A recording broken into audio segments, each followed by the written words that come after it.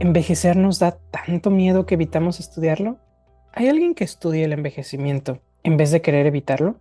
Sin darnos cuenta, ¿habrá ideas que sería mejor cambiar sobre la vejez? Eric Ángeles nos dará mucha tarea el día de hoy.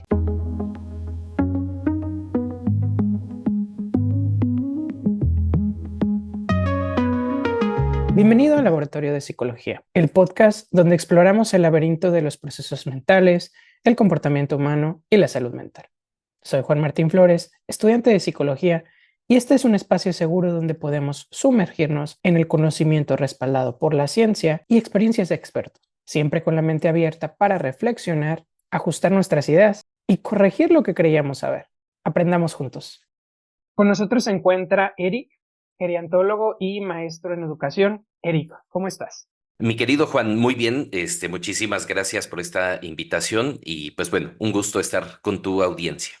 Al contrario, la verdad es un gusto que hayas aceptado esta invitación porque sé que el podcast va comenzando y me siento de verdad muy agradecido porque hayas creído en este proyecto. Al contrario, esperemos que no sea la única invitación y que bueno, el podcast cada vez vaya creciendo un poco más. Muchas gracias. Bueno, pues empezamos. ¿Nos puedes contar un poquito quién es Eric? Híjole, creo que para palabras sencillas, decía mi abuela, no hay que echarnos una cortinilla, sino más bien saber explicar quiénes realmente somos. Yo te podría decir que Eric es un apasionado del envejecimiento, es un apasionado de compartir el conocimiento y sobre todo una persona que le encanta todo este tema del activismo social. Me encantan las luchas sociales, me encantan las causas sociales. Y bueno, creo que toda mi vida, afortunadamente, desde mi familia, ha girado en torno a las causas sociales. Me defino como un gerontoactivista y sobre todo una persona que hoy ama impresionantemente todo el tema de envejecimiento. ¿Qué estudiaste o cómo te has preparado para llegar ahorita no solamente a el activismo que haces, sino a saber de lo que estás hablando? Esto creo que es parte importante incluso de la historia de realmente la gerontología. Yo estudié la licenciatura en gerontología en el 2010 en la Universidad Autónoma del Estado de Hidalgo. Fui apenas la segunda generación de la universidad. Entonces, pues bueno, esto implica que nos tocó abrir camino junto a la primera generación. Y bueno, parte de todos estos años, pues ha sido reforzar el tema de envejecimiento. La licenciatura como tal, obviamente, tiene algunas deficiencias. Realmente en México, hablar de licenciados en gerontología y hablar de profesionales en gerontología es muy poco todavía. Entonces, nos ha tocado abrir como ese campo y, pues bueno, hacer estas combinaciones curiosas como hoy lo estoy haciendo y como muchos compañeros, de agregarle alguna maestría en educación, alguna maestría en derecho, alguna especialidad en fisioterapia. Creo que eso es lo que ha enriquecido mucho el panorama de la gerontología. Cuando estaba buscando geriantólogos, geriatras, me di cuenta que por lo menos en México hay súper poquitos y que todos salen específicamente de donde tú saliste. No sé si exista otra licenciatura. Creo que ya existe en la UNAM algo más o menos parecido. No sé, no siento que haya esa difusión o no siento que por lo menos la gente a mi alrededor diga, quiero estudiar gerontología, ¿no? Una de las razones por las cuales quería invitarte es porque en el futuro me gustaría hacer mi especialidad o alguna especialidad en psicogeriatría. Ok.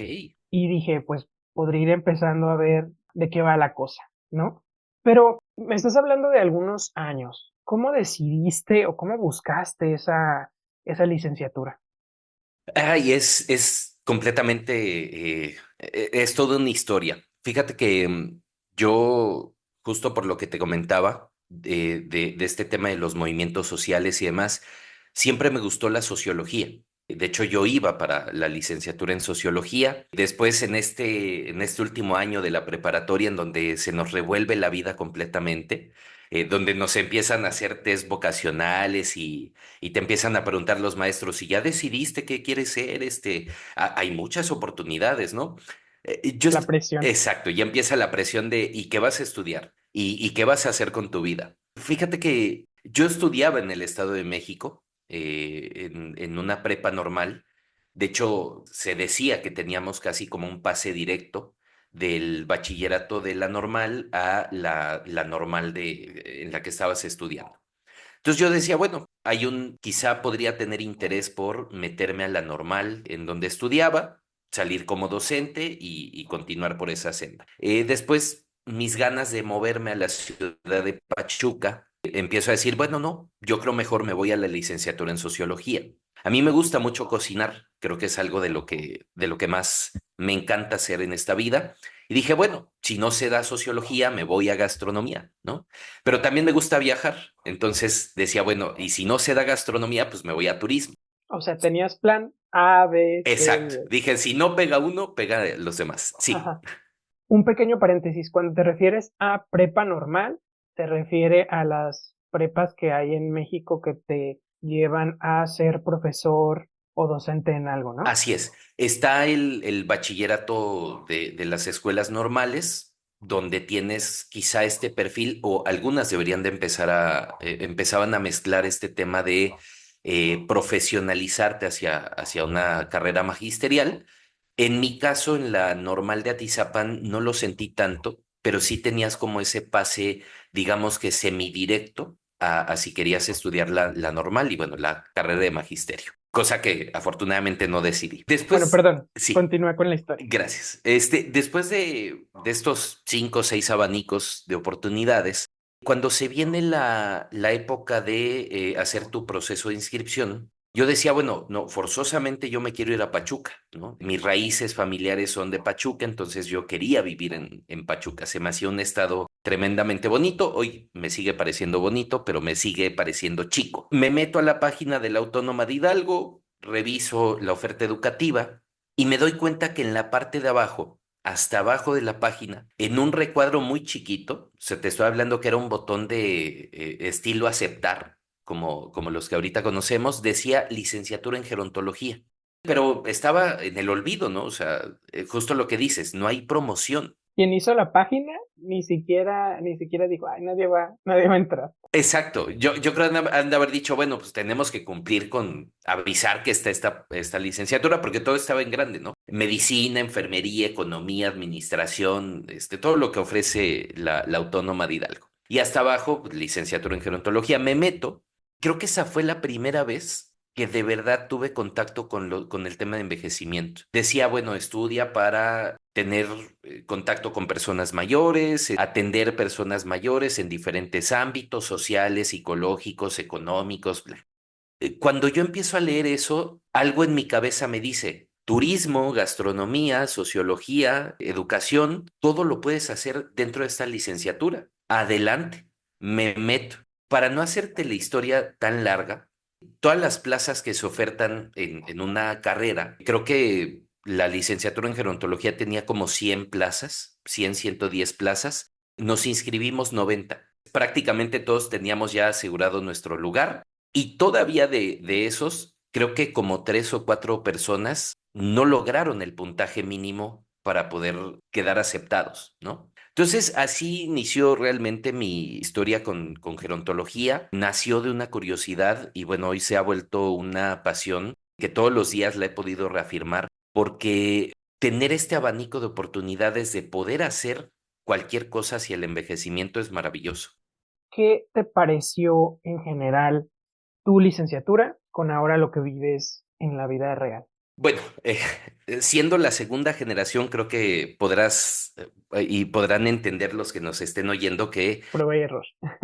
exacto. O sea, yo era un conejillo de Indias jugando en una licenciatura. Nos tocaron muchos cambios. Evidentemente, creo que eso mostró un poquito de inestabilidad, cosa que agradezco porque hoy veo a mis compañeros de gerontología completamente renovados e incluso tienen mucho mejor profundidad en las materias y demás, cosa Ujú. que quizá para nosotros no fue así.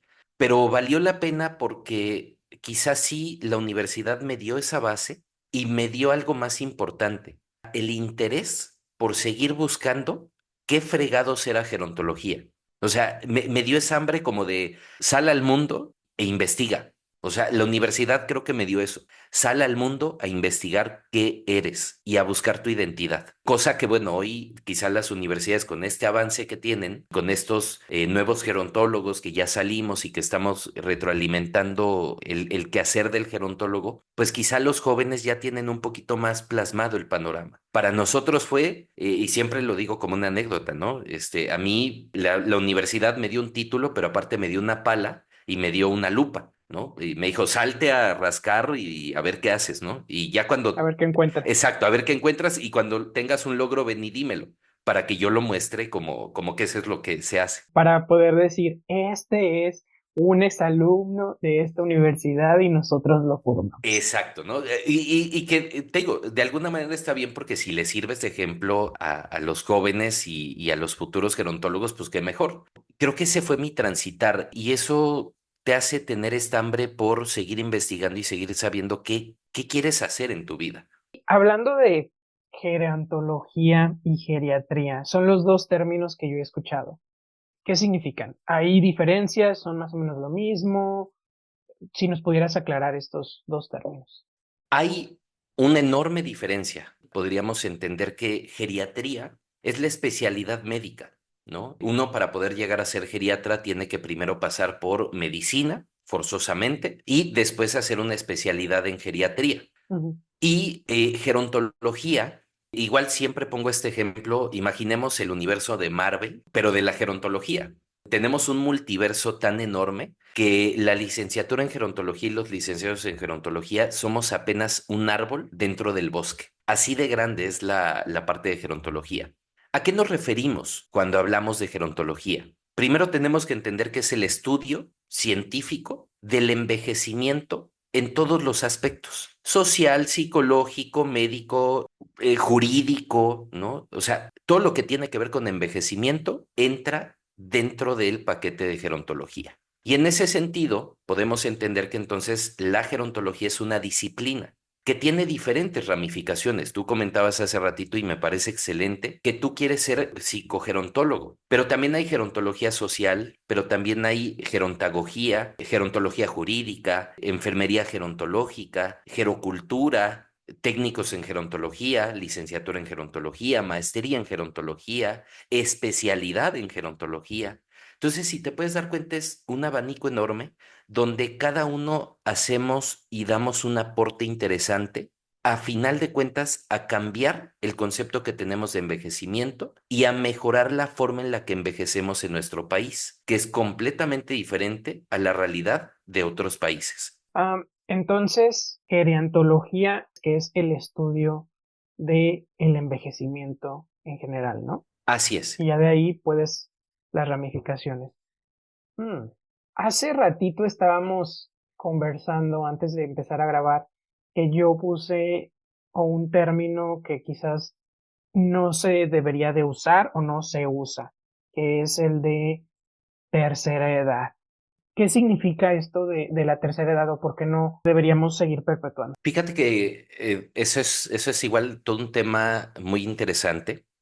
Existe a nivel internacional y a nivel nacional una campaña en contra de los edadismos. Los edadismos tenemos que entenderlo como todo acto de discriminación, prejuicio o estereotipo que tenemos hacia las personas en razón de su edad, ¿no? Esto es muy importante porque nosotros desde gerontología siempre hablamos de edadismos y se empieza a confundir un poquito como que es una batalla que solamente libramos por las personas mayores. Pero la realidad es que todos en cualquier momento hemos sido discriminados, ya sea por presión social, ya sea por la cuestión de eres muy joven para hacer esto, eres muy grande para hacer esto. Incluso se combina el edadismo con un tema de sexismo. Los hombres tenemos que vestir de esta manera, las mujeres tienen que hacer esto. Se va combinando estos estereotipos. Cuando hablamos específicamente de tercera edad, hay una razón quizá lógica pero que nos ha costado trabajo que lo entendamos en nuestro país. Cuando hablamos de tercera edad es porque estamos hablando por bloques que van clasificando a las personas.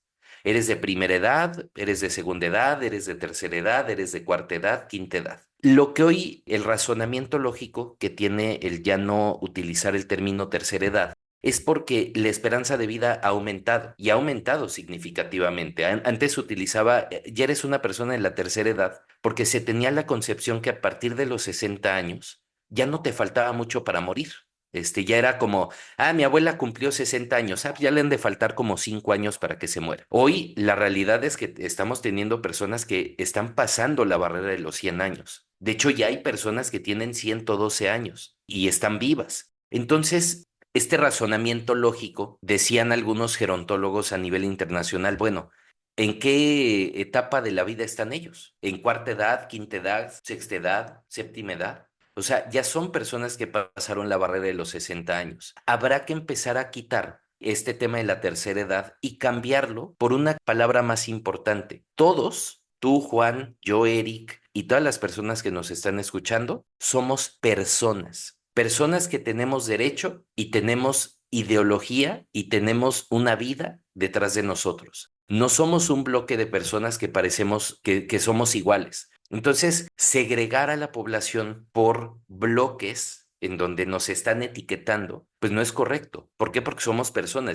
Entonces, ¿el envejecimiento sería desde el momento que nacemos o hay algún punto en donde tocamos de aquí hacia adelante? Es lo que se toma como envejecimiento. Mira, algunas teorías que son un poquito más radicales sostienen que efectivamente nosotros empezamos a envejecer desde nuestra concepción. En ningún momento de nuestra vida, desde la concepción hasta este momento, hemos dejado de crecer y de envejecer. Todos los días vamos contando y añadiendo un día más a nuestra vida y eso es envejecer, a final de cuentas. Algunos dicen que no, que tajantemente el envejecimiento incluso empieza a partir de los 30 años. Algunos otros afirman que a partir de los 60. Si tú a mí me preguntas como gerontólogo, para mí qué es lo más correcto, yo te diría la teoría o la hipótesis de que nosotros estamos envejeciendo desde la concepción. Todo el tiempo estamos envejeciendo, nuestras células cambian, nuestro cuerpo cambia, y eso es a final de cuentas envejecer. El término tercera edad. Lo que pasa es que, por ejemplo, en psicología estudiamos mucho que los niños no son necesariamente un adulto en miniatura, Ujú. sino que sus procesos mentales son completamente diferentes a un adulto. Y el adulto, al tener ya desarrollado su cerebro a sistema prefrontal para tomar la toma de decisiones lógicas, etcétera, entonces, si el geriantólogo estudia el envejecimiento, por ejemplo, tú, ¿desde qué punto lo partirías? O desde qué tú dirías, aquí es donde entra un geriantólogo para seguir estudiando a una persona o poder generar políticas sociales o poder, no sé si me explico en la Sí. pregunta, o sea, ¿dónde estaría el área de los geriantólogos en específico como hacia las personas? Ok, fíjate, ahí es también importante. Justo al hablar de un universo de gerontología, yo te podría decir que primero hay quizá dos nichos de oportunidad importantes en gerontología. Algo que podemos llamar pre-gerontología, que es todo este modelo de cómo estamos envejeciendo, cómo estamos decidiendo y tomando decisiones en nuestra juventud, en nuestra niñez, en nuestra etapa adulta, que van a impactar a partir de los 60 años, en nuestro proceso de vejez. Aquí por eso es importante y se me olvidaba decírtelo en un principio. El gerontólogo o la gerontología, aparte de estudiar el proceso de envejecimiento, ve otras dos cosas importantes. El tema de la vejez o las vejeces, que a final de cuentas tiene que ver con el rol que se nos asigna socialmente y que tiene que ver con con esta concepción de eres abuelo, no eres abuelo, eres una persona mayor activa, no eres una persona mayor activa, eres jubilado, no eres jubilado, etcétera. Todos estos roles que a final de cuentas nos van poniendo en la sociedad. Y la otra es la persona mayor, que a final de cuentas es la persona, su proceso de envejecimiento y el cómo nos vamos adaptando a a las diferentes circunstancias. Partiendo de esas tres premisas, El gerontólogo tiene una actuación tanto pregerontológica como gerontológica. Yo actualmente en mi trabajo lo que hago es que por medio de la educación capacito y doy pláticas de sensibilización a jóvenes, enseñándoles cuál es su proceso de envejecimiento o cómo les gustaría envejecer, pero también a las personas mayores les ayudo con su proceso de envejecimiento. Es decir, con ellos sí quizá me pongo un poco más atento en, Juan, tienes 60 años, tienes una enfermedad como diabetes, como hipertensión. ¿Qué estás haciendo hoy para mejorar tu proceso de envejecimiento aún con enfermedad? Y si fueras más joven, yo te diría, Juan, ¿qué estás haciendo hoy en tu proceso de juventud que va a impactar en tu proceso de envejecimiento más adelante? ¿Lees? ¿Haces ejercicios cognitivos? ¿Mejoras tu salud o mejoras tu alimentación? Porque eso lo vas a tener que incorporar en algún punto de tu vida para poder mejorar la forma en la que envejeces. O sea, tu campo de acción son las personas, su contexto, sus actividades en En general, ¿no? general, y aparte, la investigación de cómo estamos envejeciendo, ¿no? Ujú. Ah, interesante. Está interesante y obviamente es un campo de acción tan grande que por eso la gerontología se ha abierto a todas estas otras posibilidades. El licenciado en gerontología no puede hacer todo.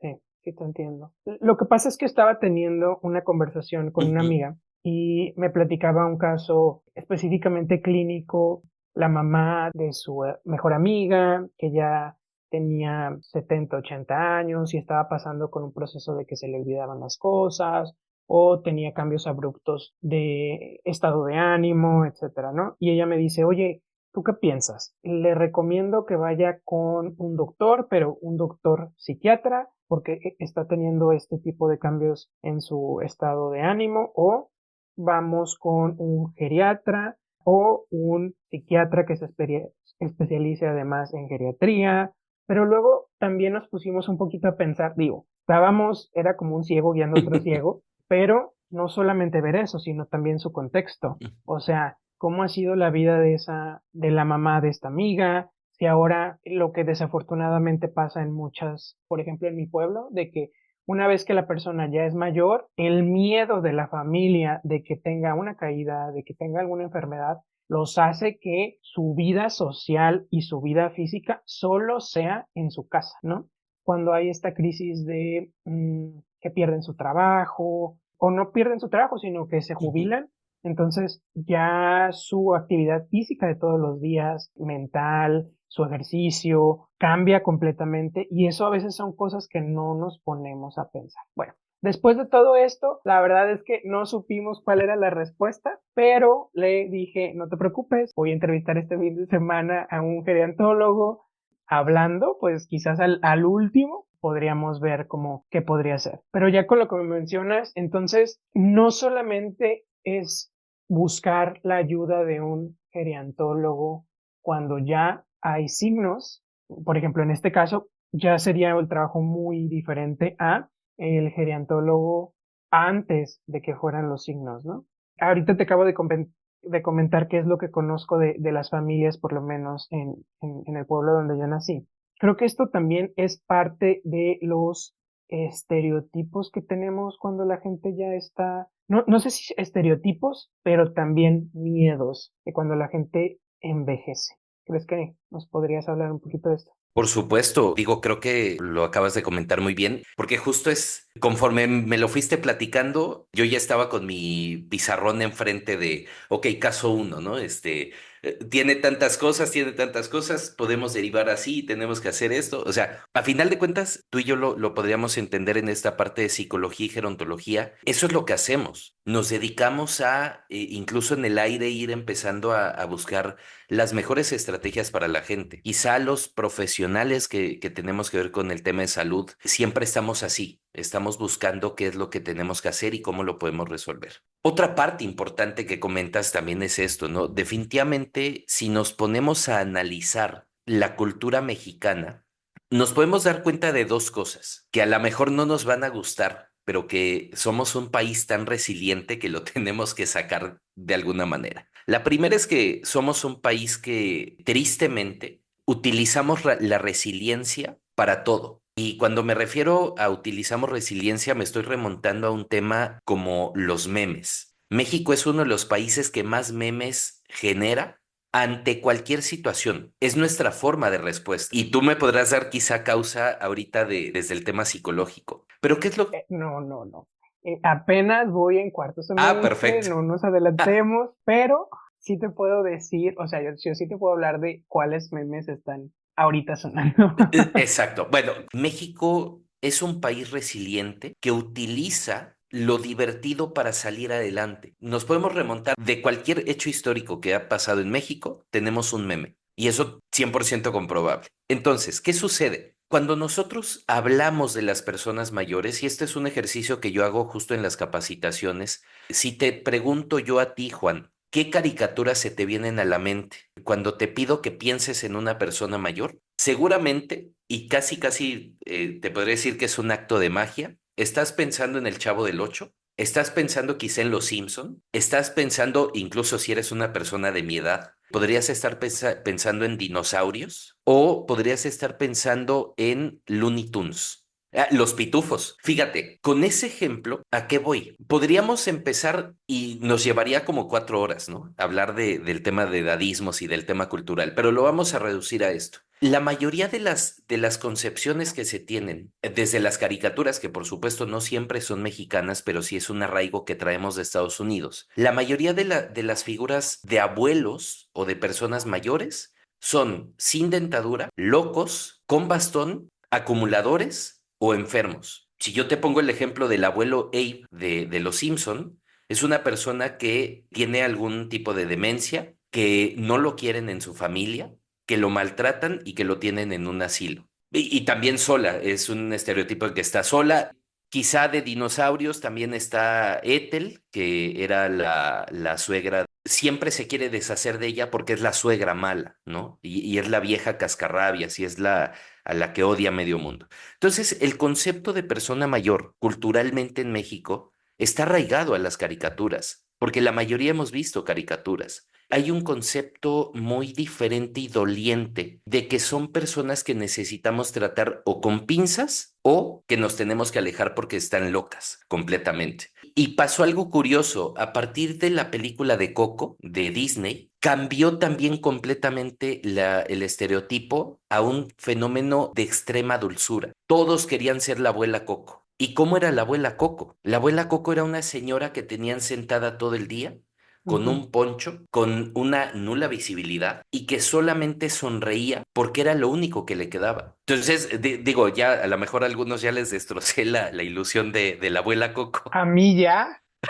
muchas gracias, qué fuerte. Digo, ya, ya no voy a ir a ver Coco 2, ya cuando se Dices, estrene, ya me olvido de la abuela Coco, ¿no? pero no lo había Pero pensado, no lo había pensado. claro, porque justo a eso iba. Culturalmente lo tenemos tan ternurizado, tan estereotipado de que las personas mayores tienen que ser así. Y bueno, te podría sacar algunos otros ejemplos de la abuela Coco en tu contexto cultural, económico y social, pero no te vamos a arruinar más. Queremos que veas Coco 2. Una lágrima es suficiente. Exacto, ya con la primera lágrima creo que lo logré. Pero digamos que este concepto de la percepción que tenemos hacia las personas mayores, a final de cuentas sí pega. O las vemos como unas personas que son muy frágiles, o las vemos como unas personas a las que tenemos que tratar con mucha condescendencia. Creo que, por ejemplo, y se ha hablado en algunos foros que me ha tocado con edadismos, quizá la única abuela 100% mexicana, que representaba un estereotipo diferente, era la abuela Sara García.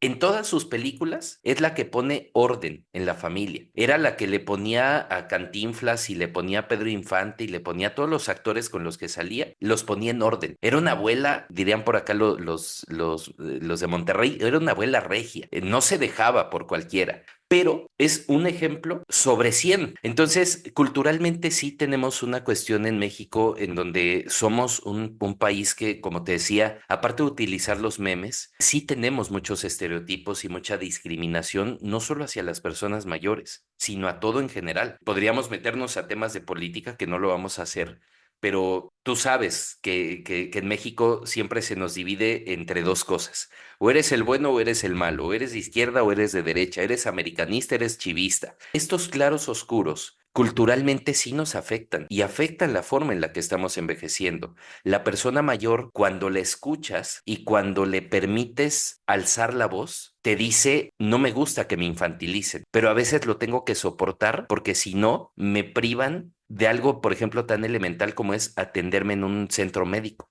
porque la enfermera se enojó de que le dije que no me dijera abuelita. Lo único que pienso es qué fuerte, pero no lo puedo repetir tantas veces aquí. Pero fíjate, digo, por eso es la importancia de gerontología y de algo tan padre como lo es el gerontoactivismo. Otra cosa que también se me venía a la mente es cuando hablamos mucho de la vejez, también creo que nuestro contexto en este momento es la vejez es vista como algo muy malo y algo que se tiene que evitar, ¿no? O sea, todo lo que ahorita está vendiendo, esto es antivejez, haciendo esto es antivejez, las arrugas es vejez, o algo que me pasó el otro día, una prima llegó a mi casa y le dice a mi mamá que no había visto por mucho tiempo, ¿no? Ah, ¿cuántos Ujú. años tienes? Y ya mi mamá le dijo su edad.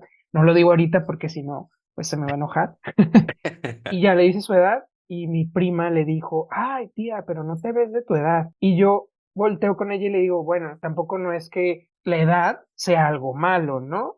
El edadismo por sí solo afecta, pero cuando le metemos otro tipo de ismos, es todavía mucho más preocupante. Y quienes hoy tristemente son más víctimas de edadismos son las mujeres. La mujer tiene una doble carga por edadismo y sexismo. Siempre, insisto, lo pongo en las pláticas que suelo dar. El ejemplo más claro es que todas las mujeres que no se han operado o que ya llegaron a los 60 y no se ven como Maribel Guardia, socialmente casi casi son discriminadas, porque no tienes una figura esbelta, porque no tienes una figura cuidada, porque si tienes las patas de gallo, ya eres una viuda quedada o eres lo peor en esta vida. Eso es una carga sexista y edadista muy fuerte. Y eso es lo que aprovechan justo las marcas de belleza para decir, no sufras del envejecimiento, vuélvete joven y bella de por vida. Pero por otro lado, tenemos quizá el ejemplo más sencillo para los hombres es, a nosotros no nos afecta tanto, porque la figura masculina de envejecimiento, a lo mucho, lo que te pueden decir es, pareces un Pedro Sola. Eres una persona mayor, quizá un poco desalineada, con unos kilos de más, un suéter, y eres una persona bonachona. Ujú. Ese es el estereotipo tan fuerte que hay de los masculinos, pero a nosotros no nos pega tanto porque socialmente lo vemos hasta como un tema de risa, ¿no? Ah, sí, soy un Pedro Sola, ja, ja, ja. Pero a la mujer sí se le carga un tema de género, a la mujer sí se le carga un tema de sexismo y se le recrimina y se le cuestiona constantemente que a su edad, lo que comentabas, ¿no? No, no es que tu prima esté mal, pero sí existe una carga muy fuerte cuando le dices a la mujer, oye, ¿cuántos años tienes? No, eso no se dice. A una mujer no le debes preguntar su edad. Pero ¿por qué no te la tengo que preguntar? Si es algo natural. No, porque no me he cuidado y ya me veo mal y entonces ya me empiezo a deprimir.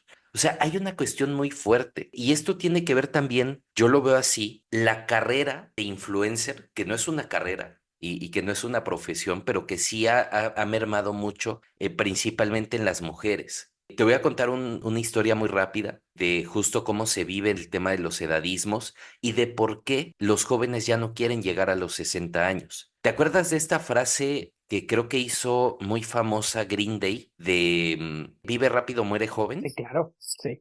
Te estoy hablando que esa frase salió hace que unos 15, 20 Ujú. años. Hoy se ha vuelto una bandera nuevamente de los jóvenes. Digo, en su momento decíamos, ah, sí, vive rápido, muere joven y lo enarbolabas y decías, sí, este es un movimiento muy padre. Ahora ya se romantiza completamente. Exacto. Los jóvenes hoy tienen esta idea de que tienen que comerse el mundo antes de los 30 años, pero aparte porque no quieren llegar a los 60 años, porque ver la etapa de los 60 años les da tanto miedo que prefieren vivir rápido y morir jóvenes a luchar contra todo eso que conciben de que se trata la vejez. Y entonces, justo en una preparatoria de aquí de Monterrey el año pasado, les pregunté cómo se veían a los 60 años. Y de manera tan impactante, muchos me decían, primero no quiero llegar.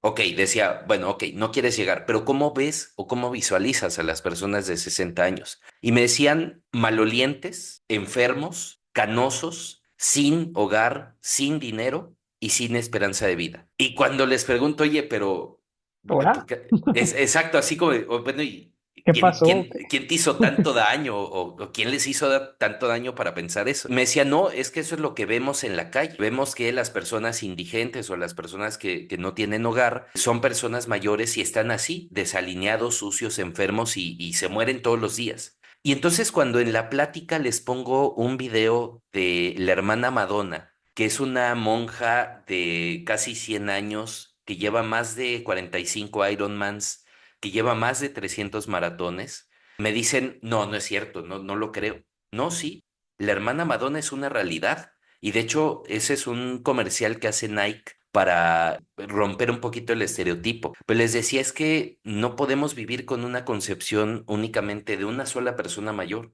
o del contexto en el que vivimos. Tenemos que pensar que hay personas mayores que tienen 65 años y están mucho mejor que nosotros. Les decía, imagínense, yo a los 33 años tengo prediabetes, o sea, estoy así al borde de caer en diabetes y soy hipertenso. A mis 33 años. Mi papá que tiene 65 años no tiene hipertensión y no tiene diabetes. Es una cuestión de estilos de vida y de nuestro proceso de envejecimiento. Si tú quieres llegar bien a los 60 años, pues te tienes que cuidar, no hay de otra. Todo esto, si te fijas, forma parte de los estereotipos. En gran parte los gerontólogos o la gerontología es lo que busca erradicar. No hay un claro oscuro, no hay una sola forma de envejecer, pero sí hay diferentes oportunidades para mejorar la forma en la que envejecemos. No, de verdad, esta plática, o sea, estoy Te vuela callado la porque cabeza. sí, no sé, siento que vamos ni a la mitad. Algo que aún me causa un poco, y quizás sea porque ya estamos tan acostumbrados a esta categorización. Ok, están los niños, están los adultos, y entonces esta categorización de adultos o de persona mayor no se debería de usar, ¿o sí?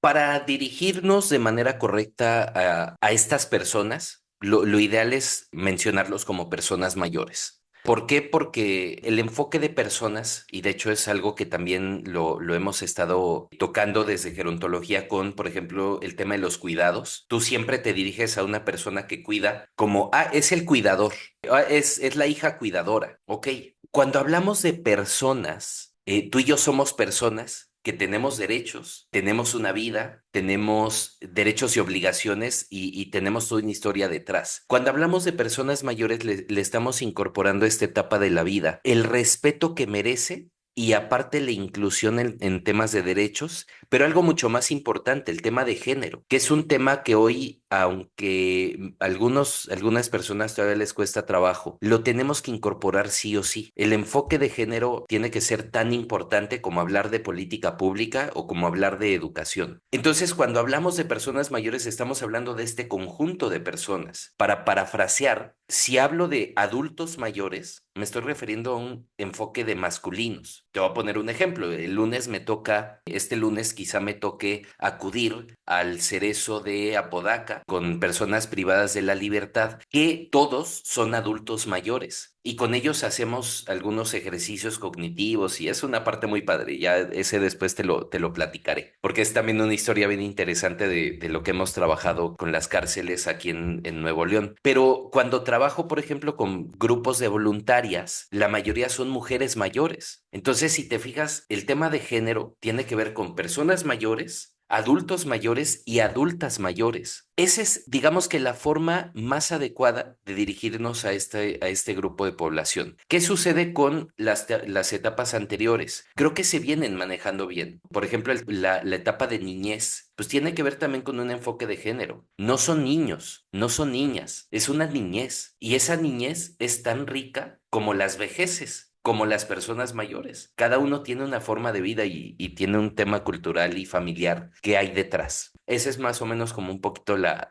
cuestión del por qué se le tiene que llamar como personas mayores. Para reaprender, creo que tengo que hacer todavía más preguntas, ¿no? Exacto. Para que alguien sea un una persona mayor, ¿hay algún rango en donde empiece?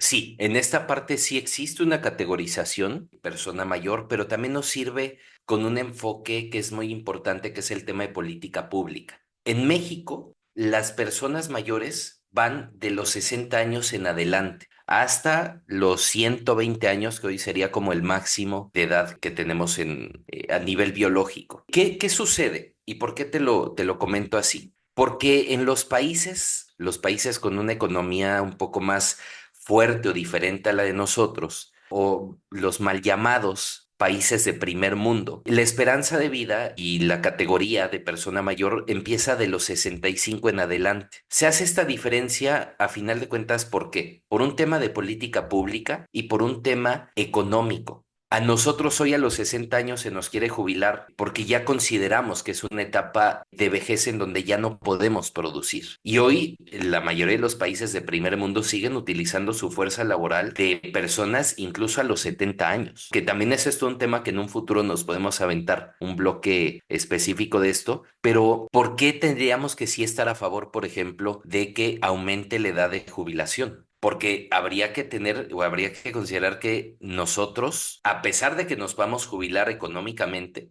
¿qué vamos a hacer con 60 años más de esperanza de vida? ¿Qué va a pasar cuando lleguemos a los 100 años y queramos seguir estando activos? No nos pueden y no nos deberían de poner esa traba como de a partir de los 60 años ya estás jubilado, pensionado y ya no puedes hacer otra cosa. Hoy yo tengo personas de 70, 80 años en Nuevo León que nos están pidiendo apoyo para emprendimiento y que quieren seguir activos y que quieren seguir en redes sociales y que quieren seguir haciendo y descubriendo el mundo porque dicen, bueno, si tengo 40 años por delante de vida, pues quiero vivirlos de manera adecuada y quiero vivirlos de manera activa. Ese es el tema de la cuestión de persona mayor. En México, a partir de los 60 años somos una persona mayor, pero eso no quiere decir que vivamos de manera triste o de manera desairada, sino que creo que es una oportunidad más para desarrollarnos. Me quedé pensando mucho en la situación de las pensiones o vivir de la pensión, porque siento, digo, esto ya sería algo como muy personal, ¿no? De que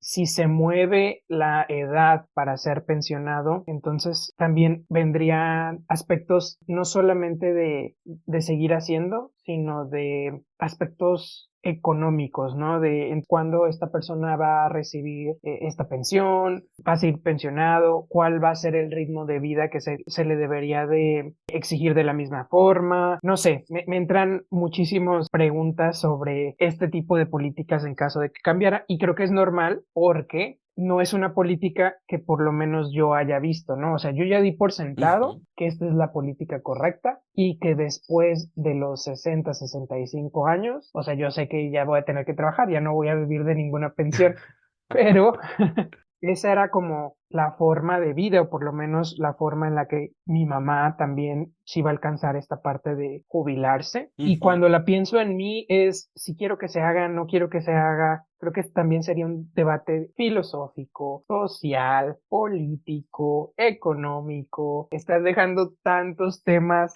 Sí, o sea, estamos sacando del sombrero varias cartas. Y creo que nada más así como para ahondar un poquito en este tema, primero te voy a dar mi panorama, quizá mi punto de vista muy personal. Va a ser difícil que cambie algo en nuestro país en términos de política pública. Bien lo dices, estamos atados a un tema económico que por lo menos se sigue viendo difícil en un mediano y corto plazo en nuestro país, pero también creo que para dar ese paso, primero tendríamos que empezar con lo básico y por eso yo soy muy aferrado a este tema del gerontoactivismo. Para poder mover las cadenas, tenemos que empezar primero a quitárnoslas y tenemos que empezar con lo básico que es los edadismos. Tenemos que empezar a entender que nuestra esperanza de vida en México está aumentando, que vamos a ser un país longevo, que vamos a ser un país envejecido y que vamos a ser un país que hoy la mayoría de los jóvenes mexicanos no quieren trabajar. Y híjole, nos meteríamos también ahí en un debate bien fuerte, pero la realidad es que nuestros jóvenes no están preparados para soportar jornadas laborales de 10 horas y no están quizá ni siquiera tienen esta idea o esta concepción que, por ejemplo, mi generación todavía la tiene, de yo quiero estar en un trabajo, o sea, hoy, por ejemplo, yo quiero estar en mi trabajo hasta que me jubilen, ¿no? O sea, si por mí fuera, yo les firmaría mi carta de permanencia y de soy parte del mobiliario del instituto porque me encanta lo que hago. Hoy tú te encuentras en TikTok que incluso los videos que más tienen reacciones, story time de el día que voy a renunciar a mi trabajo. Y cuando te pones a verlos, dicen, después de cumplir un año, me aburrí de la empresa, ¿no? Y hoy quiero hacer emprendimiento. Entonces tiene que ver con muchos temas económicos, sociales, culturales, nuevamente, que lo veo difícil en un panorama real de nuestro país. Creo que tristemente lo que nos queda es sujetarnos a un tema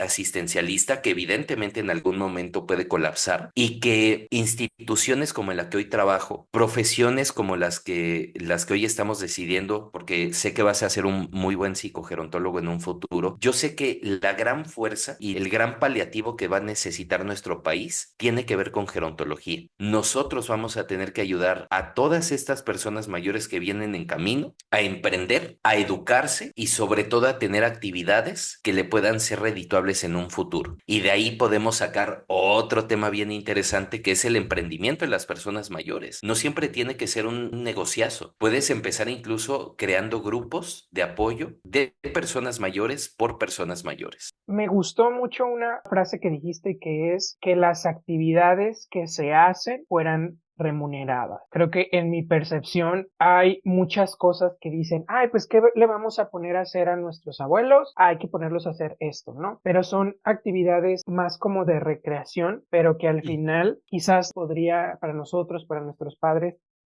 que se las ponen a nuestros abuelos, podría tener como una frase que no me gusta, que es para que se entretenga en algo. Y es como, Sí. ¿por qué se tendría que entretener en algo cuando podría estar haciendo algo más que no solamente le gustara, sino que también le pudiera retribuir? Pero vuelvo mucho a esto del miedo que se tiene al dejar a la persona mayor, ya estoy empezando a usar o tratar de usar los términos correctos, ¿eh? Es Que aún siga teniendo su libertad y cómo fomentar esta libertad para hacer sus propias amistades, para ir a donde esa persona quiera, pero creo que el miedo puede mucho con las personas que no quieren dejar a sus abuelos. ¿Existe alguna recomendación que tú tengas para este tipo de personas y para este miedo que está tan arraigado? Porque no solamente lo veo en mi familia, sino en otras muy allegadas a mí, claro. para que aprendan a soltar un poquito y escuchar un poco más. Híjole, es bien padre este tema. Yo como gerontólogo, lo que te puedo decir es importante vernos en el espejo del envejecimiento. Y es bien fuerte. O sea, psicológicamente creo que tú me entenderás. Cuando te hablo, hay que vernos en el espejo. Es que cuando dices que hay que ver nuestro propio envejecimiento es algo que hemos vivido tanto tiempo queriendo no ver esa parte de nosotros. Exactamente. Y es justo lo que tú decías, o sea, es como tener a dos personas ciegas o con los ojos vendados diciéndoles que se describan. Nosotros no podemos aludir o no podemos enfrentar el envejecimiento y no podríamos ver todas las virtudes que tiene esta etapa de la vida si solo cerramos los ojos y decimos, para mí esto es envejecer, ¿no? Es que yo me acuerdo que mi abuela se caía 20 veces al mes y entonces para mí eso es envejecer. Ok, pero ¿y si no es así? ¿Y si para ti lo que te viene son 60 años donde tú puedes ser un psicogerontólogo que siga estando activo y que sigas ayudando a personas mayores? O si para mí todo esto que estoy haciendo, ayer lo compartía en TikTok y en redes, que hoy soy el gerontólogo que está haciendo su aporte porque en algún futuro a mí me va a tocar tener ese beneficio y voy a poder decir a mis 60 años lo que yo hice en algún momento a los 30 años, hoy lo estoy disfrutando. Entonces tenemos que cambiar un poquito esta visión y tener esta filosofía de, primero tenemos que perder el miedo.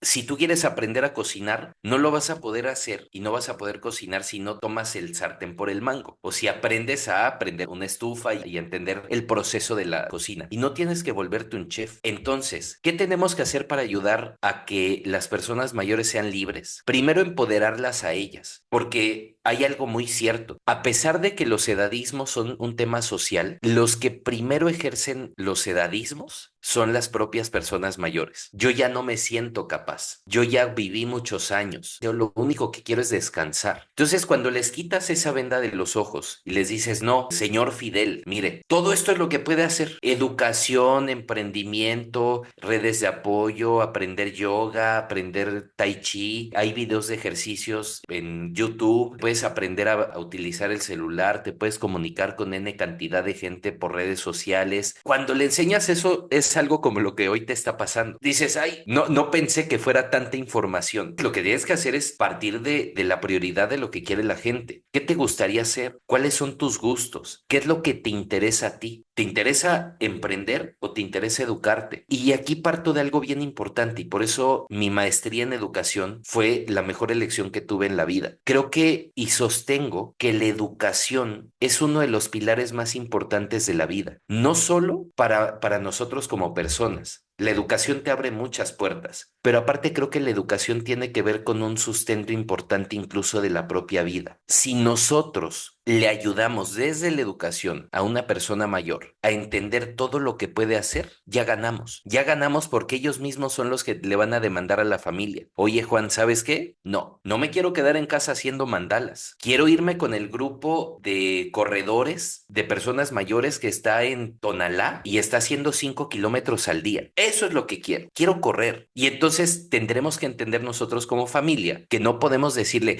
no, mamá, es que te vas a caer. Es que abuela, no, porque te puede pasar algo. No, déjalo. En cuanto lo dijiste, lo escuché en mi mente. Completamente. Porque eso es lo que tenemos todas las familias. Yo mismo, con mi abuela era de, sí, abuela, pero te vas a caer. Hasta que llegó un momento en el que entendí que era gerontólogo y tenía que dejar de pensar eso. Híjole, es un abanico de oportunidades y creo que definitivamente lo resumiría a empoderar a la persona mayor y entender que la educación es un pilar sumamente importante. Y verse a uno su propia vejez. Claro, verse primero en el espejo y entender qué es lo que queremos para nuestro futuro. Cuando entrevisté a la psicóloga Ceci en otro podcast, le decía, oye, pero ¿cómo podemos? Porque se trata un poco más de adolescentes, ¿no? ¿Qué Ujú. podemos hacer o qué recomendación le das a los padres para que puedan hacer algo práctico con sus hijos adolescentes? Y lo que me dice es, pues ir a terapia, conocerse, verse al espejo. Entonces creo que si algo queremos hacer como personas con otras personas, va a involucrar conocernos a nosotros mismos. Conócete como tú quieras, ¿no?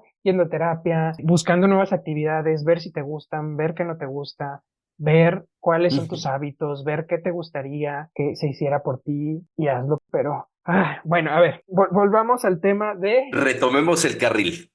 el geroactivismo que has mencionado mucho durante toda la plática. ¿Es esto solamente, no solamente, sí, son varias cosas, es crear la conciencia por medio del activismo sobre el envejecimiento o conlleva más cosas? Fíjate que creo que hablando de activismo, antes de poner el apellido, creo que tenemos que entender que México es un país que también está en constante lucha social, ¿no? Si nos remontamos a nivel histórico, pues bueno, entenderemos que muchos movimientos sociales han sido para reclamar lo que por derecho necesitamos o a lo que tenemos valga derecho, ¿no? Uno de ellos es, por ejemplo, la educación, uno de ellos es, por ejemplo, vivir dignamente, de tener libertad de credo, libertad de creencia, etcétera. Tenemos que luchar por lo básico. Exacto. Y es triste porque, digo, caray, estamos luchando y la lucha social siempre ha sido una lucha por garantizar lo básico que ya deberíamos de tener todos, todas y todos. Entonces, ¿qué pasa con el gerontoactivismo? El gerontoactivismo nació, yo te podría decir que los primeros indicios fueron por allá del 1969 o un poquito antes. Justo empezaron con Gerard Butler, que fue el primero que habló de los edadismos, un doctor de Estados Unidos, pero las luchas más recientes a nivel Latinoamérica creo que empezaron por ahí del 2015, 2016. Y esto te lo platico porque yo soy como parte de esta corriente que inició a hacer ruido en México. Yo me juntaba con dos compañeras, una chilena y una peruana. Si en algún momento escuchan esto, les mando un gran saludo. Doctora Agnieszka y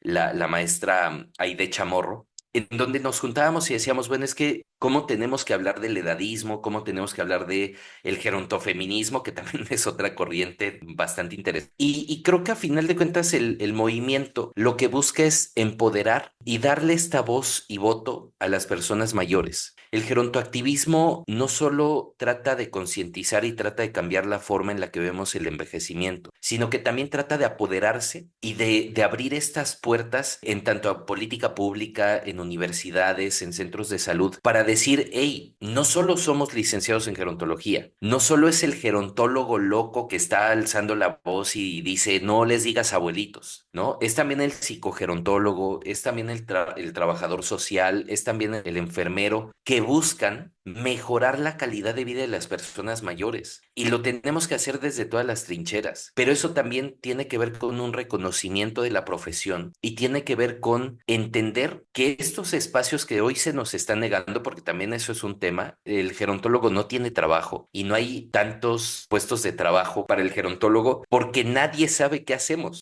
y nadie lo sabe defender. Entonces, te digo, haciendo un paréntesis enorme, si tú vas a la Secretaría de Salud y le dices, quiero que me contrates como gerontólogo, te dicen, ni siquiera pareces. Te dicen, ¿y qué es eso? ¿Cómo te pongo? Y a lo mucho te clasifican, porque aparte tristemente así es, te clasifican como trabajador social rango C, que no sé qué signifique su justificación de puestos de trabajo, pero nos clasifican como trabajadores sociales. No somos trabajadores sociales, somos gerontólogos. Entonces el gerontoactivismo tiene que ver con todas estas luchas que constantemente hemos tenido que hacer estos últimos años. Lo hicimos en algún momento cuando fue la pandemia. Justo eso te quería comentar, que hoy el gerontoactivismo pareciera que es algo muy chiquito, pero la realidad es que no. A nivel internacional hemos hecho ruido en Argentina, en Perú, en Chile, en Brasil, en Estados Unidos, en Canadá, en España, en Bulgaria, en Portugal, bueno, en N cantidad de países. Pero todo ha nacido justo de esto, de decir, hay derechos, tenemos que generar política pública, tenemos que preocuparnos por lo que se viene, porque aparte estamos en una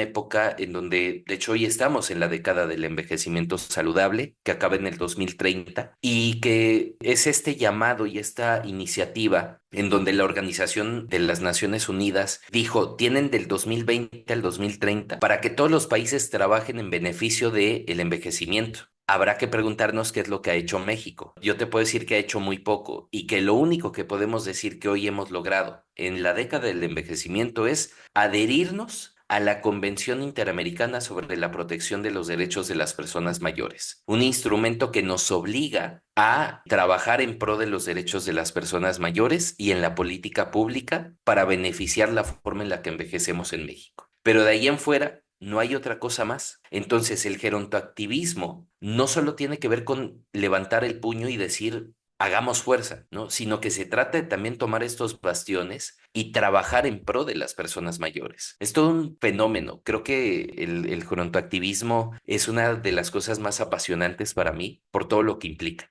Mencionaste la calidad de vida las personas mayores. Todos vamos a llegar, a menos de que algo pase, pero todos vamos a Ujú. llegar a ser personas mayores. ¿Cuáles son los factores físicos? Sé que hay muchísimos, ¿no? Pero ¿cuáles son los factores que tú consideras para una población mexicana que son los más importantes en cuanto a físicos, psicológicos, sociales, en general? Uf.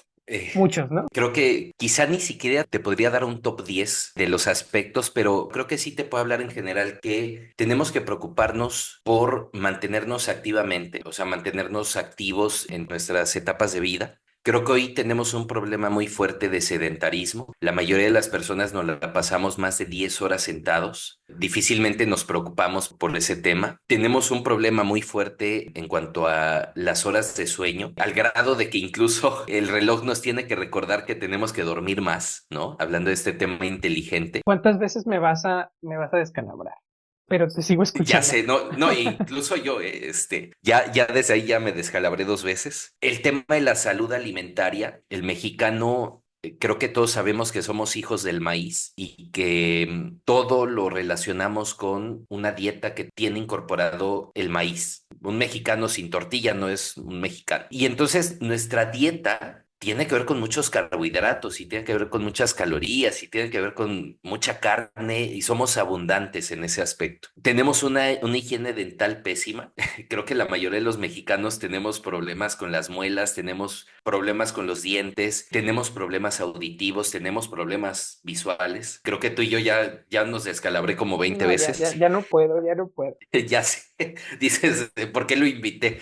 No, pero, o sea, si te fijas entonces hablar de qué aspectos tenemos que cuidar, pues te diría que tenemos que cambiar todo, o sea, absolutamente todo. ¿Qué es lo importante? Que sepamos el momento en el que lo podemos hacer. ¿Por qué? Porque si yo te digo que tienes que dormir 8 horas a partir de hoy, tú me vas a decir, ok, sí, pero ¿en qué momento, no? Trabajo, estudio, tengo que ir de voluntariado y aparte tengo que cuidar a la familia y aparte tengo mi vida personal. Hay que hacer un podcast, o sea, vaya, tenemos 40 actividades al día. Lo que tenemos que hacer es empezar a regular nuestras horas de sueño. Si yo te digo, tienes que hacer ejercicio, te voy a poner mi ejemplo personal. Yo siempre he estado en contra de cuando te dicen, tienes que ir al gimnasio. Y entonces llegas al gimnasio y te dicen, te vamos a poner 50 veces pesas y entonces haz push-ups y entonces lagartijas y tienes que sudar 4 horas porque si no, no vales nada. A mí eso me aterra de los gimnasios. Y voy a meter aquí un gol, ahí me disculparás, pero lo que hoy he estado haciendo toda esta semana es haciendo ejercicio con videos de YouTube de una youtuber que se llama Mariana Quevedo, que tiene justo videos de ejercicios para personas mayores. Mariana Quevedo, muchas gracias por tus videos. No, Mariana Quevedo o sea, me he vuelto fan de ella en esta última semana, porque aparte, toda esta semana llevo haciendo 40 minutos de ejercicio diario, de bajo impacto, pero que aparte me hacen sentir bien, que realmente me veo sudante, me veo con una rutina que sí me está ayudando a satisfacer mi necesidad de hacer ejercicio y que no lo siento como algo pesado, al grado de que dije, bueno, ya lo hice toda la semana, sábado y domingo lo dejo para descanso. Hoy lo primero que hice fue, antes de entrar al podcast, dije, no, me voy a poner un ejercicio para desayunar a gusto. ¿A qué voy con esto? Tenemos que encontrar nuestro momento para hacer las cosas, no como una imposición, no como un tema de seguir a los demás. Tenemos que buscar nuestro propio momento y cuando lo encontramos, no lo tenemos que soltar. Pero aparte es bien padre cuando tú lo haces por voluntad propia. Eso es lo que tenemos que hacer. ¿Cómo podemos mejorar nuestro envejecimiento? Haciendo las cosas a nuestro ritmo. No has dicho algo en cuanto a cuidarnos y nuestra calidad de vida que sea un secreto, ¿sabes? Claro, Primero, es ser conscientes de lo que comemos, porque a veces quizás podemos comer una pizza, podemos comer algo alto en carbohidratos, algo alto en azúcares, pero si somos conscientes, pues lo vamos a hacer igual una vez, ¿no? Una ujú, vez a la semana, una vez al mes, escuchando tu cuerpo, pero siempre de manera consciente, ¿no? Hacer ejercicio, pero hacer el ejercicio que a ti te venga bien, no el ejercicio que te dice cualquier otra persona que debas de hacer, dormir las horas que tu cuerpo te pide ujú. o tratarlas de dormir lo más pegadito a las horas que puedas. Tu cuerpo es tu templo, ¿no? O sea, Exacto. tu cuerpo es tu casa, lo que vas a cuidar, tú decides cómo lo cuides y pues dependiendo del mantenimiento que le des es lo que te va a durar. Ya cuando se es adulto mayor, se me ocurre que quizás sea un aspecto muy puntual de cada quien, ¿no? O sea, por ejemplo, cuáles son las afectaciones que tiene, hasta qué punto está su movilidad, cuáles son las actividades que realizaba antes de esta etapa de su vida. No sé, se me ocurren como muchas cosas a analizar antes de dar como una receta, por así decirlo, a cada persona.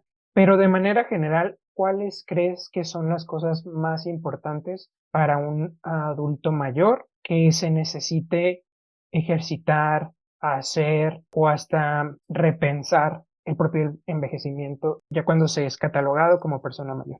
Para cualquier persona mayor, creo que es importante primero garantizarle que pueda realizar sus actividades básicas de la vida diaria. Comer, vestirse, caminar. Cuando logramos que las actividades básicas de la vida diaria las pueda realizar una persona mayor, ya estamos de gane. ¿Por qué? Porque eso te genera autonomía y te genera independencia. Lo que nosotros como gerontólogos siempre vamos a buscar es que una persona mayor no sea dependiente. Desde ahí creo que ya empezamos con eso. Ahora, ¿cómo lo podemos lograr? Pues primero haciendo justo una evaluación de por dónde quiere empezar la persona. Podemos tener personas que dicen, no, yo lo primero que quiero es movilizarme. Todo el tiempo estoy sentado, entonces lo que quiero es primero ejercicios de movilidad. Bueno, empiezas con movilidad. Si a lo mejor ves que tiene problemas de sueño, pero quizá no es algo que tenga un impacto tan fuerte, déjalo al final. Es hacer un traje a la medida para la persona mayor y esto me lleva a la metodología que muy pocos, y esto sí te lo quiero compartir, muy pocas personas lo realizan, que es una metodología centrada en la persona. Muchos compañeros nos hablan de, no, yo sí pongo al centro a la persona y yo pongo atención en lo que quiere la persona. Pero cuando revisas quizá las actividades, principalmente en asilos o clubes de día, dicen, tengo la atención centrada en la persona, pero a todos les pongo mandalas a mediodía. Ah, bueno, entonces no estás poniendo a la persona en el centro, ¿no? Modelos, como por ejemplo, aquí en Monterrey tenemos un lugar que se llama Jeriquer, que es una casa de día, que tienen justo esta metodología de centrar en la persona, y lo que hacen es justo eso. Sí escuchar a la persona, cuál es la necesidad que quiere, cuáles son las actividades que le gustan. Le das la batuta a la persona para que lo que ellos buscan sea lo que le puedes otorgar. ¿Quieres educación? Te damos educación. ¿Quieres ejercicios cognitivos? Te vamos a poner primero en un rango para que convivas con gente que tiene quizá el mismo síntoma que tú y no te desequilibre.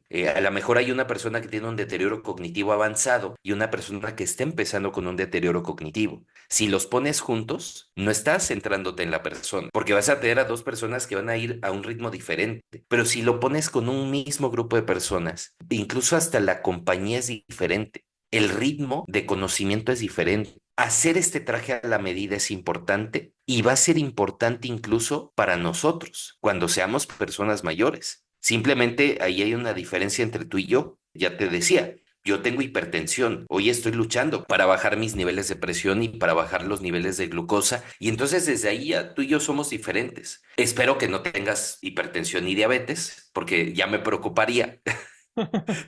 Pero si hoy no lo tienes, ya desde ahí somos diferentes completamente tú y yo. Cada uno va a necesitar diferentes actividades para poder mejorar la forma en la que envejecemos.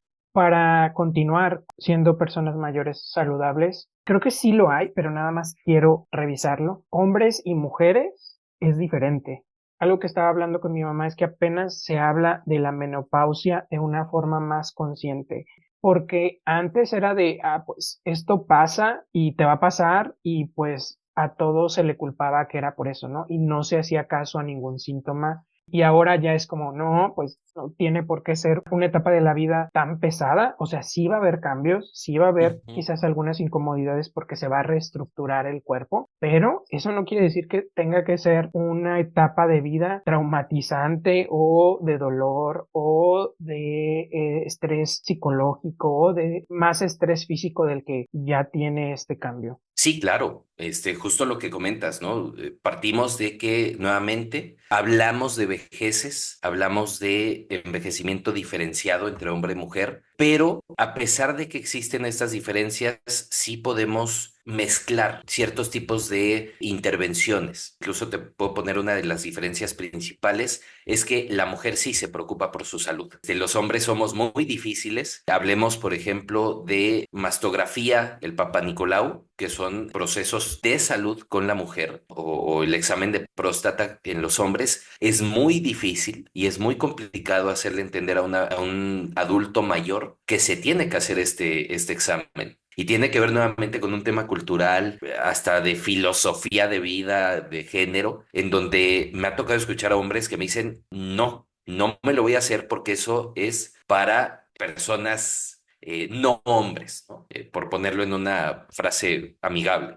No lo hacen por un tema de hombría. Y la mujer, tú le preguntas a la mujer y es, yo ya me hice el Papa Nicolau, estoy constantemente con el examen de en las glándulas mamarias para descartar cáncer y el hombre no. Entonces, claro que hay una diferencia en este tema de género, pero a nivel de intervención sí se puede homologar algún tipo de trabajo. Eres muy enfático en la educación. Cuando se educa a las personas mayores, ¿hay algún tipo de enfoque diferente? Mira, justo cuando empecé la maestría en educación y docencia, me encontré con un tema que ya había estudiado unos años antes, que era estas corrientes de educación que tienen que ver con la persona mayor. Y una de ellas es la gerontagogía, que vulgarmente se le podría conocer como la pedagogía, pero hacia personas mayores. ¿Qué tiene que ver esta corriente y por qué es importante? La gerontagogía lo que busca y lo que defiende es, primero, si hay una manera diferente de entender el proceso educativo en niños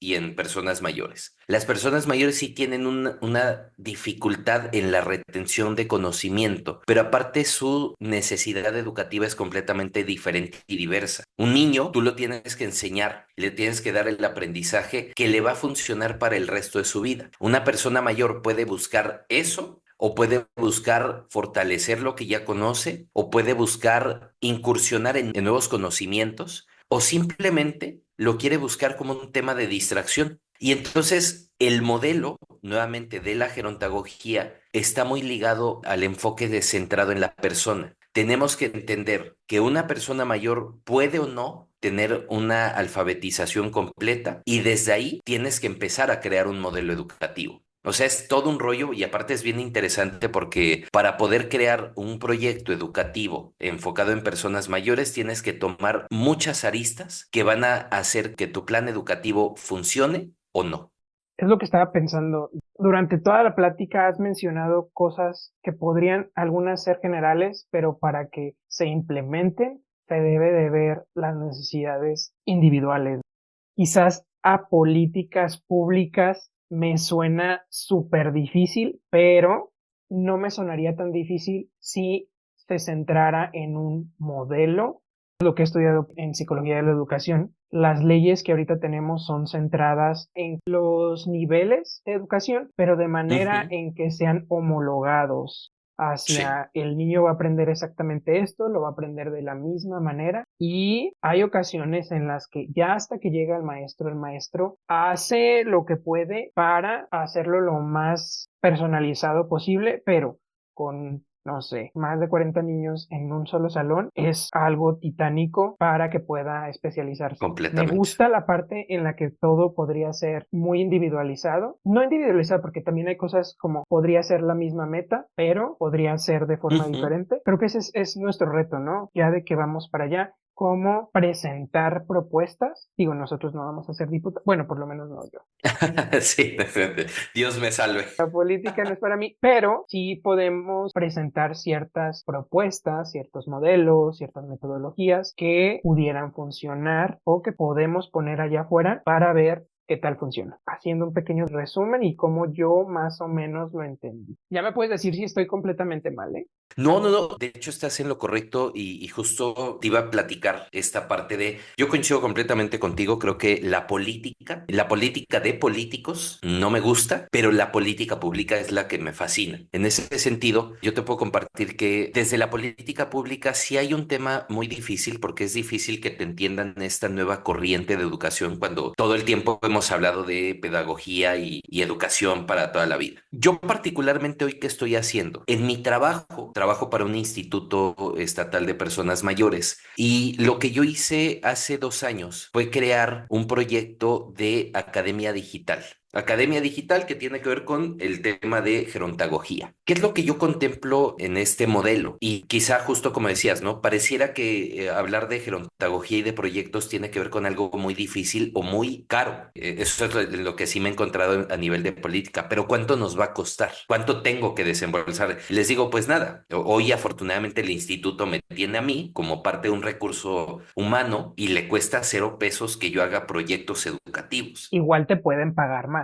Igual me podrían pagar más, exacto. Ojalá en algún momento nos pudieran pagar más. Pero mientras no sea el caso, digo, y hay un beneficio para las personas, que mejor. En este proyecto de Academia Digital, las pautas sencillas que yo te podría poner si tú me preguntaras, bueno, a ver, ¿cómo harías un proyecto educativo desde la gerontagogía para personas mayores? Ok, primero, el tema, inclusión digital. Segunda, ¿qué es lo que quiere la persona? Nosotros empezamos con un proyecto piloto en donde lo único que yo pedí era dos situaciones importantes. Un lugar privado en donde la persona mayor pudiera estar en contacto conmigo como docente. Y segunda, grupos reducidos, no grupos multitudinarios de 100 personas. El grupo piloto lo empezamos con 17 personas, que 17 incluso ya me parecía mucho. ¿Qué fue lo que hicimos o qué fue lo que hice? Primero agarrar todo a nivel de política pública, y es algo que también cuando fui docente de una universidad le decía a mis alumnos, es primero consume todos los instrumentos que existen que te ayudan a generar política pública. La convención, la ley de los derechos de las personas mayores, los programas estatales, etcétera. Sí, no hay que empezar como desde cero, ¿no? Exacto, tienes que primero buscar dónde está el hilo para empezarlo a jalar. Realmente, por ejemplo, en temas de educación,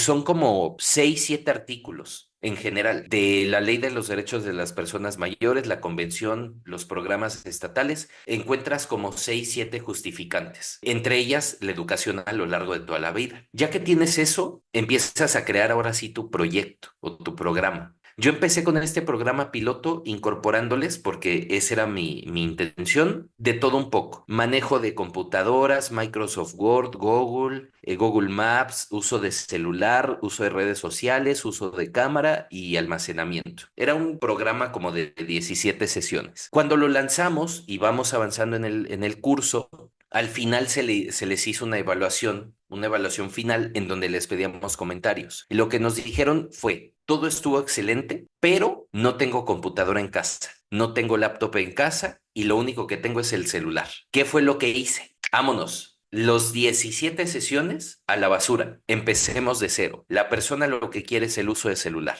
Entonces, centrado en la persona, ¿qué tengo que hacer? Celular. ¿Qué tengo que enseñarle a la persona? No le voy a enseñar la historia básica de Apple y cómo empezó Apple a ser una mega empresa. Le tengo que enseñar cuál es la diferencia de una manzana y de un Android o de un Android. ¿Cuáles son los cargadores? ¿Cuál es la importancia de los audífonos? ¿Por qué algunos tienen cable? ¿Por qué algunos no? ¿Qué puedo encontrar en la pantalla principal que me sirve? ¿Qué no me sirve? ¿Cómo uso la cámara? ¿Cómo uso redes sociales? Y el tema medular, prevención de estafas y fraudes, Sí, me encanta. que es algo fundamental y que creo que incluso hasta nosotros tenemos que aprender. Entonces, al final, lo que nos resultó desde la gerontología, desde un proyecto liderado por un gerontólogo, fue un curso del uso básico del celular con 8 sesiones de 1 hora y media cada uno, en donde te doy un recorrido básico y lo que quiero es que aprendas a perder el miedo en el uso de tu celular. Te voy a poner, nada más así para terminar con este tema de inclusión digital, los 3 grandes momentos que he tenido en los 3 grupos que he hecho de inclusión digital. En los tres llegaban personas mayores con un celular blanco y negro y obviamente me decían, profe, es que pues, no le estoy sacando provecho a su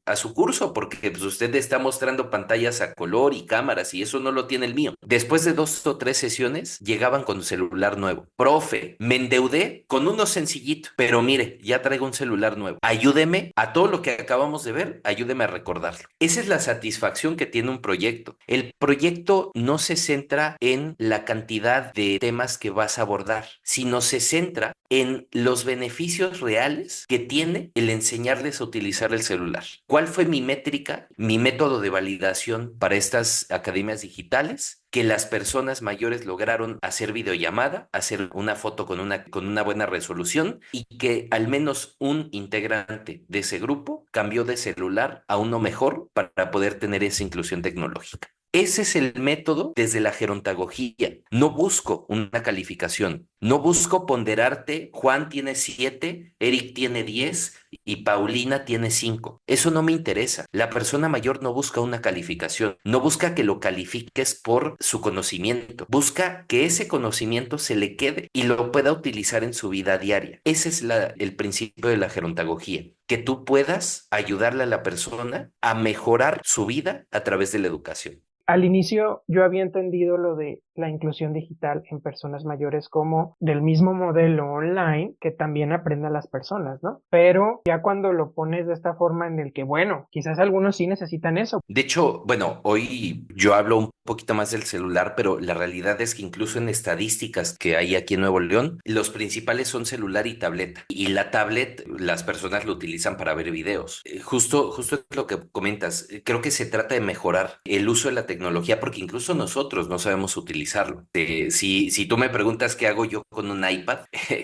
veo videos y series. Y si acaso hoy lo que estoy haciendo, porque me estoy forzando, es a crear contenido a través de aplicaciones de edición de fotos. Llámese, por ejemplo, Procreate, lo utilizo para hacer stickers, para dibujar montañas, lo que sea. Pero verle esa practicidad y verle esos beneficios a la tecnología es importantísimo. Y de hecho, por ejemplo, ya en los cursos avanzados que tengo, les hablo, por ejemplo, de hogares inteligentes. Que también tenemos, por ejemplo, un entendimiento o un mal entendimiento de que una casa inteligente tienes que meterle más de 50,000 pesos. Una casa inteligente empieza con una Alexa y un foco inteligente. Cuando tú le enseñas eso a una persona mayor, se quedan de, ¿cómo? Licenciado, con 100 pesos ya tengo una casa inteligente, por supuesto. Obviamente, tienes que contar con internet, tienes que contar con electricidad, tienes que contar con un dispositivo celular inteligente, pero con un foco y una Alexa ya hiciste una casa inteligente.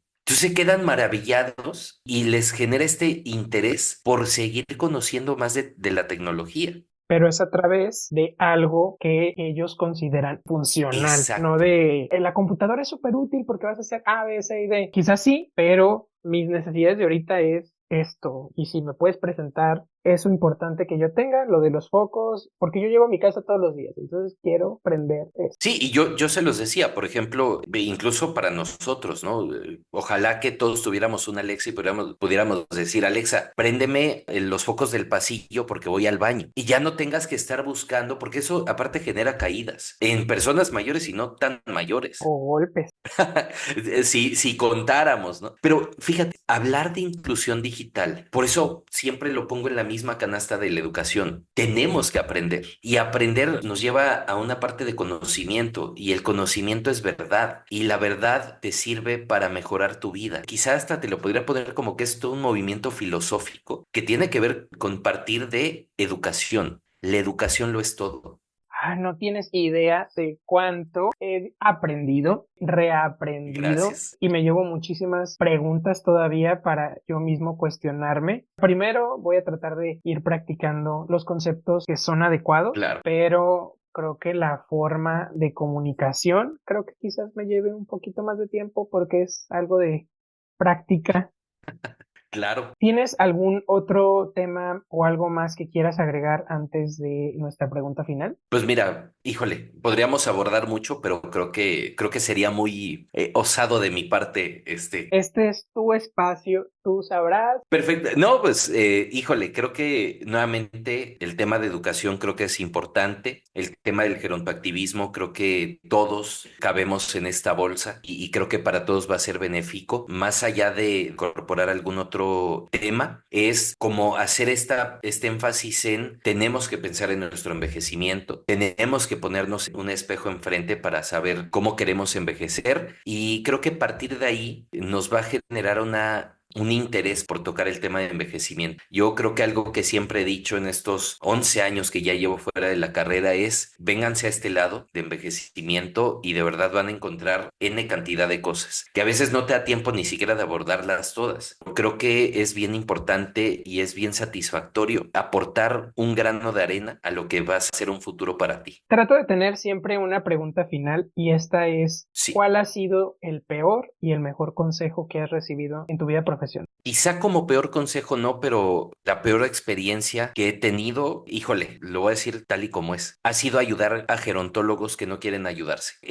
A veces el extender mucho la mano y el apoyo a compañeros Ha sido benéfico porque no es algo de lo que yo me pueda arrepentir, pero la vida me ha enseñado que hay personas a las que tienes que apoyar y hay personas a las que no tienes que apoyar. Siendo una carrera tan chica, hablando concretamente de la licenciatura en gerontología, creo que para ser una licenciatura muy chica y muy joven, empezamos con el pie derecho. Creo que primero nos empezamos a tirar entre nosotros y ya después quisimos como decir, ah, bueno, vamos a pelearnos con el resto de las carreras. Híjole, han sido tragos amargos con compañeros de gerontología y curiosamente, hablando de la parte buena, los mejores consejos y los mejores aliados los he encontrado en otras carreras y principalmente ha sido psicología, jurídicos y educación y arquitectura. Gracias, amigos psicólogos. Sí, sí, no, Tengo que hacer mi comercial. completamente. Y es algo que siempre he dicho. De hecho, hoy tengo la oportunidad y tengo el honor de trabajar con dos psicólogas maravillosas, no por echarles flores, pero la verdad es que los psicólogos para mí han sido un muy buen apoyo, un muy buen eje de anclaje para mi profesión. Y justo de lo que ustedes he rescatado es, a psicología le costó 20 años que le incorporaran en el sistema de salud. Nosotros nos estamos queriendo ahorcar cuando llevamos 15 años apenas de vida en la profesión. El mejor consejo que me han dejado otras profesiones es no te adelantes, no te angusties y busca otras áreas en donde lucir, porque creo que también quedarte con gerontólogos prácticamente es, bueno, ¿qué me puedes venir a decir gerontólogo que yo no conozca? Pero en cambio, cuando vas a educación, cuando vas a arquitectura, cuando vas a psicología, cuando compartes con nutrición, te das cuenta de la capacidad de asombro. Y lo mismo te puede decir de psicología. A mí cada que me hablan de todas las corrientes psicológicas e incluso los debates que existen respecto a la psicología, de qué es psicología y qué no es psicología, a mí me encantan. Esta parte de poder convivir con otras profesiones, lo diría así, no se la pierdan. Salir y romper un poquito ese molde de nuestra profesión es bien enriquecedor.